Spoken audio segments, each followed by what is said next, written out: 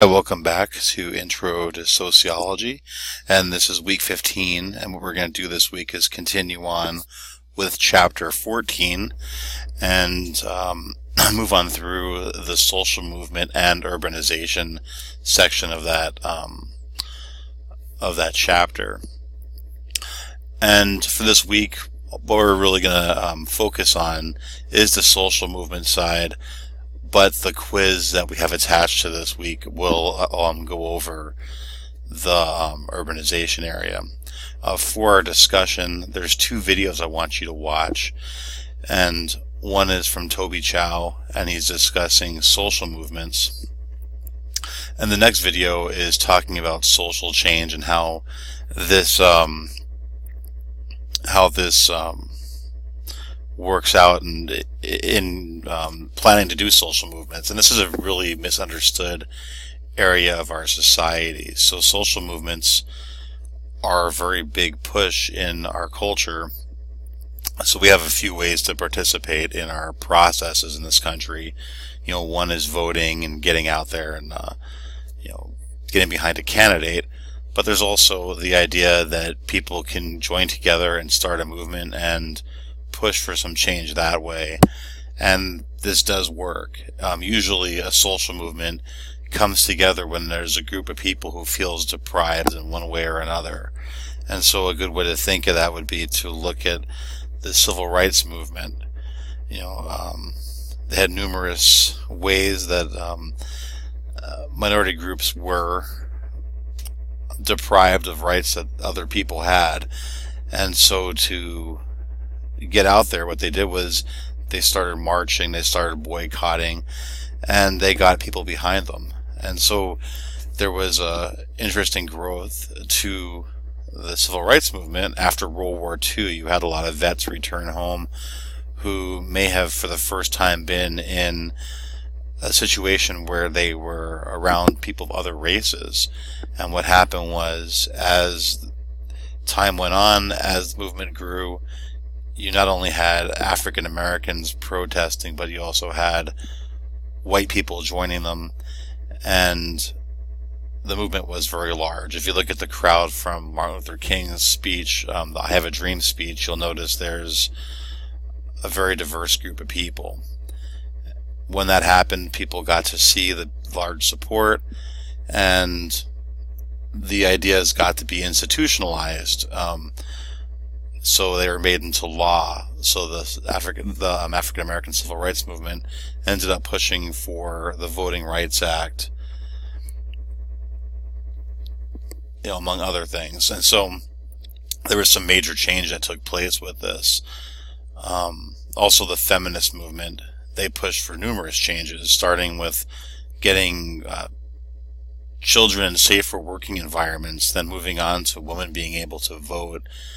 And then moving on to equality in the house and in the workplace, and it's continuously growing. And so a good social movement doesn't always have an end sight. Usually it's moving towards a goal, and it diverts off in different directions, and so other movements spawn off it. So as you watch these videos, I want you to keep that in mind. There's going to be a couple of questions involved with that. And then there's a quiz this week. No Dropbox. Not really a Dropbox, but we are starting to work on our paper, which is our sociological biography. And so I have the directions for that on with this section here.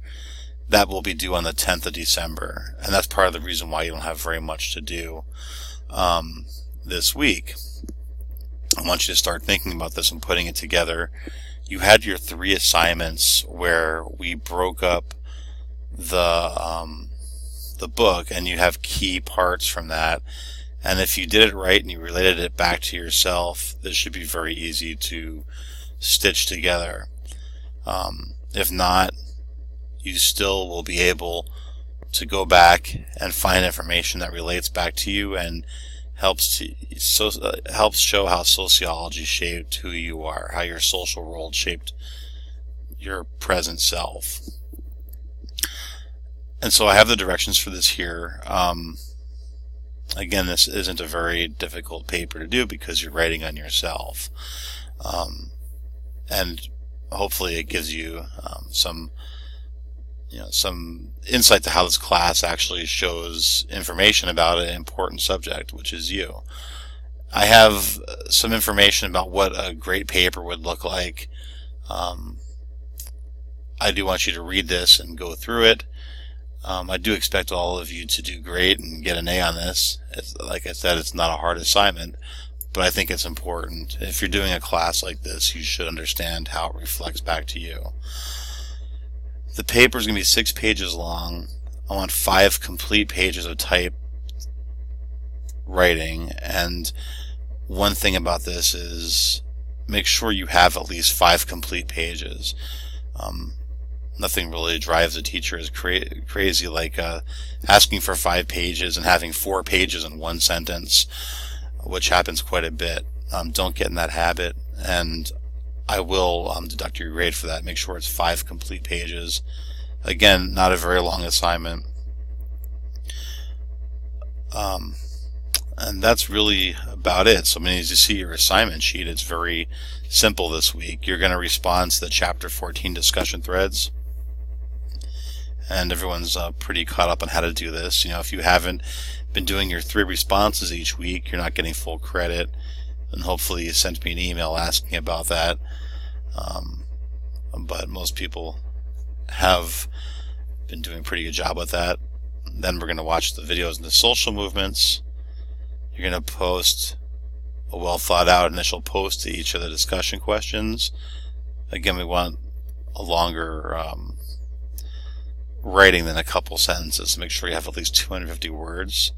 And then we have Knowledge Review Quiz 14.2, which is the second section of Chapter 14. So it's looking at urbanization and social movements. And then again, get back to work on your sociological biography. There's also another thing we worked on this semester that could help you possibly with this, and that's the short paper you wrote on where you felt that you may be oppressed or you may have some kind of advantage. So if you look back at that, it might give you some extra ideas on what to put into this biography assignment. So if anyone has any questions, make sure you send an email to me about this. I want to make sure you guys do a great job. Again, last time I did this in a class, it was a face-to-face class, but the students, they really enjoyed doing it. I want you to make sure you have at least 25 citations. You can use the textbook, and I do encourage you to use your textbook when you're taking a class, and you spend a lot of money for it. Use the text and have fun. If you have any questions, make sure you send me an email again, and have a great week.